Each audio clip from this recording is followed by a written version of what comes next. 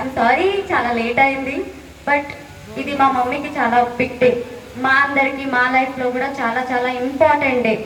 ఎందుకంటే నేను ఒకటే స్టేట్మెంట్ ఇస్తాను, ఏంటంటే నేను ఈ స్టేజ్లో ఉండడానికి మా మమ్మీ లేకపోతే అది అవ్వదు. So the only one women army లాగా మా మమ్మీని మాకు ఇంత సపోర్ట్ చేస్తూ ఈ స్టేజ్ వరకు మమ్మల్ని తీసుకొచ్చింది. మెయిన్లీ నన్ను, నా లైఫ్లో ఎలాంటి ప్రాబ్లమ్స్ వచ్చినా, నేను చదవడానికి మెయిన్లీ కష్టపడుతున్నా, ఎవరి సపోర్ట్ నాకు ఉంది అంటే మా మమ్మీ. మా మమ్మీ లేకపోతే ఈ లైఫ్ లేదు. సో మాతో కన్నా మీతోనే ఎక్కువ టైం మా మమ్మీ స్పెండ్ చేసింది. బికాజ్ ఆమె జాబ్ గురించి చాలా సోషల్ సర్వీస్ చేద్దామని, ఏదో ఎక్స్పెక్ట్ చేయకుండా ఓన్లీ పిల్లలు మంచిగా ఉండాలి, పిల్లల భవిష్యత్తు బాగుండాలి అని మాత్రమే మా మమ్మీ ఇంత కష్టపడుతూ మీకోసం మా టైం కూడా మీకే ఇచ్చింది. సో మేమున్న పొజిషన్ కన్నా మీరు మాకన్నా ఎక్కువ పొజిషన్లో ఉండాలి.